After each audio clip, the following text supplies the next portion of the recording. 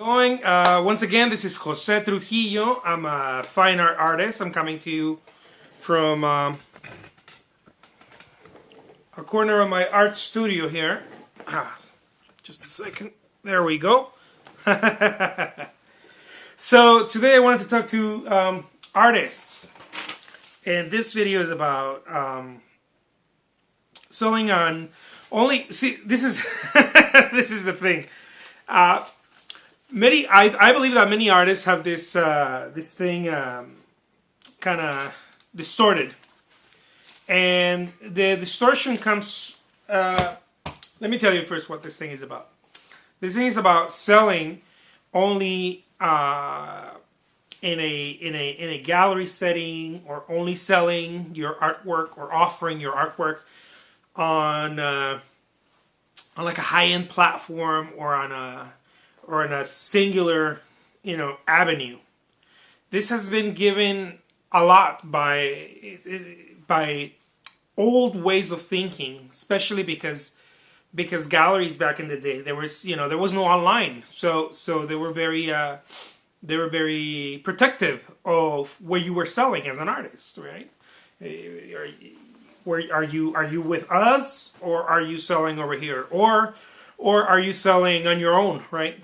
And they were very protective of that because they didn't want you to be offering different prices and maybe going around them, because that, of course, that happened a lot, especially when artists probably were not making enough money, or still aren't, whatever.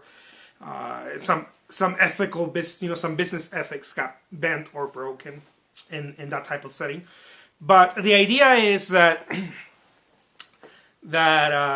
artists are supposed to sell only at certain platforms, right? Only on like certain galleries or art shows, or if you're not selling at this art show, or for example, I offer some of my work on eBay, right?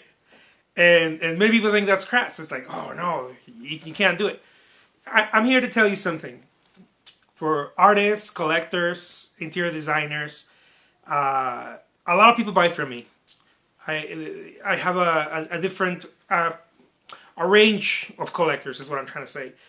Some are die-hard art collectors. Some are people who are starting to paint and maybe use the artwork as an inspiration. They want to see it close. They want to see what it looks like, how I create it.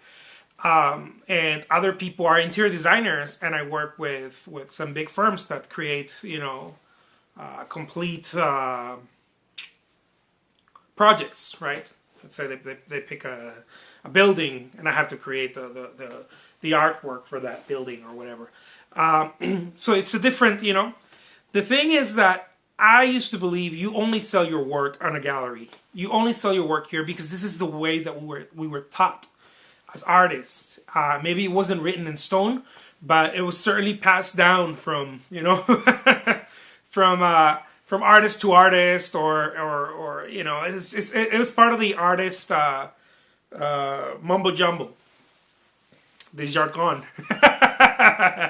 So I'm here to tell you something. Look, you're a photographer, right? And I've told you guys part of my journey before, and I'm continuing, of course, I'm continuing to unfold my journey as an artist, and where I'm going, and how I'm making ends meet, and how I'm creating and expanding my business, my art business, and such and such. But look, the bottom line is, if you're a photographer, you're a musician, you're an artist, you are an interior designer, look, you gotta be wherever you can be. Don't let someone else tell you that you can't, or that it's wrong. Let's say that maybe your family members, you're a sculptor or you're a painter like myself, and I don't know, someone tells you, maybe a family member tells you, you know what?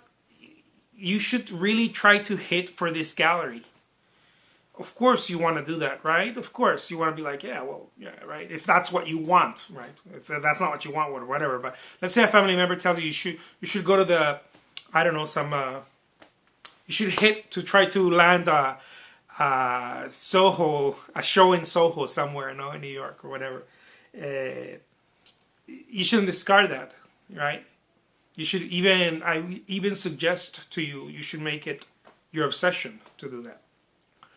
But in the game, there are different opportunities that open, different doors. In the run, is what I'm trying to say. As you're going, there will be people who are like, oh, you paint? Oh, can you paint a portrait of my dog? Right? And if you say, no, I'm going to Soho. If you do that, what starts happening is that you start shutting yourself. And some people might think, that's good because you create a tunnel vision. It's intellectually it makes sense, but experientially it's something different. And I learned this from an artist who I thought was very intelligent. He passed away already. His name is Jack White. And very, very, very intelligent advice, a lot of his advice. And he mentioned it a certain way. He said that something about carrying chickens on a truck. I don't know. He was from Texas, so I don't carrying chickens in a truck. And he said that the weight of the chickens would create the truck, to slow down or something. It would do something to the truck. I remember I read one of his books a long time ago, where he mentioned this. And he said that every so on, when they were driving, someone had to get down and hit it. I think with a stick or something. Anyways, the whole point is that someone had to keep the chickens flying.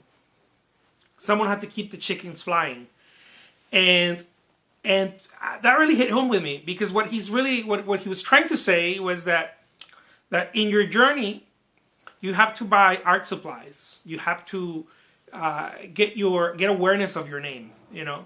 Get yourself out there, however you can.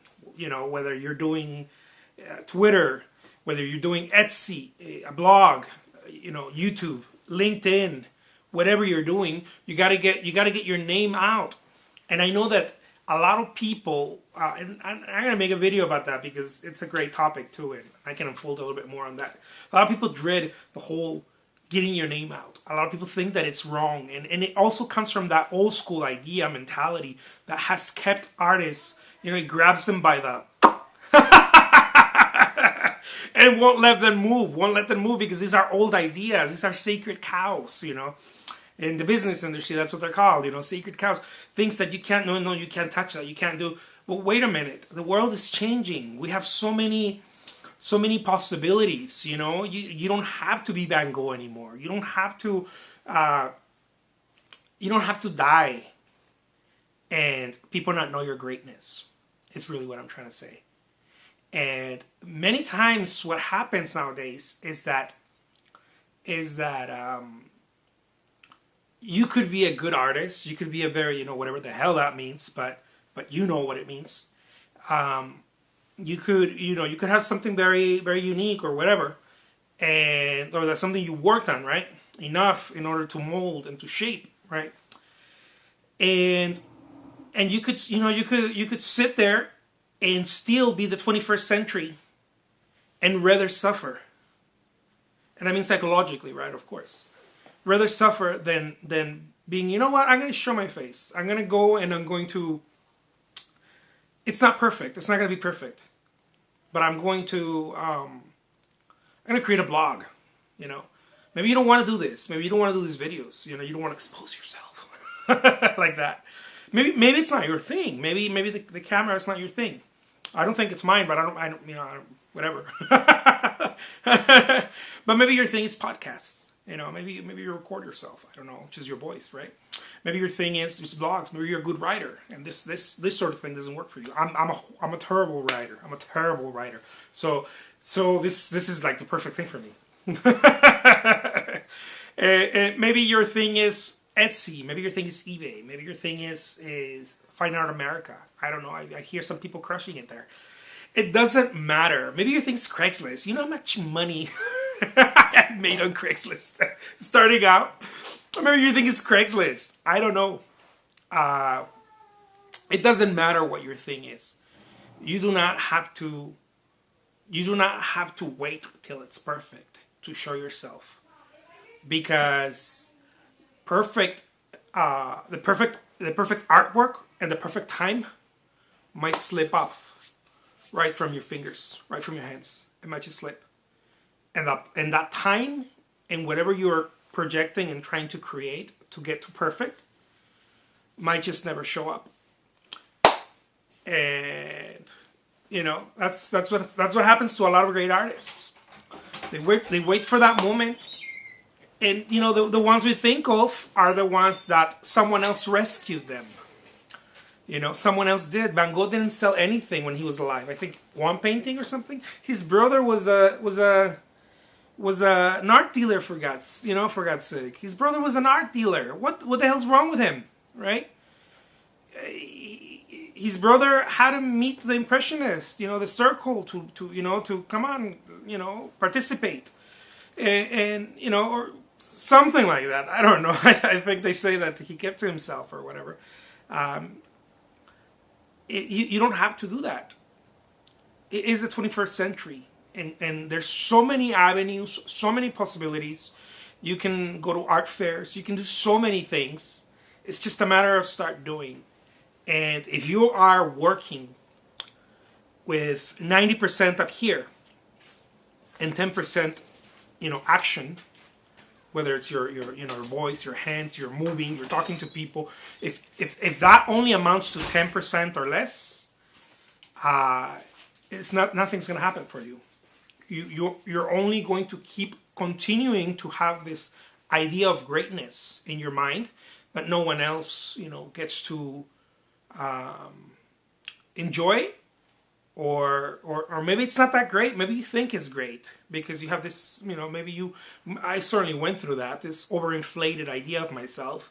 And when I start putting my stuff out, I realize, wait a minute, there's other people who are really great, but I have something, but I wasn't this thing I made up myself to be, but I do have something special.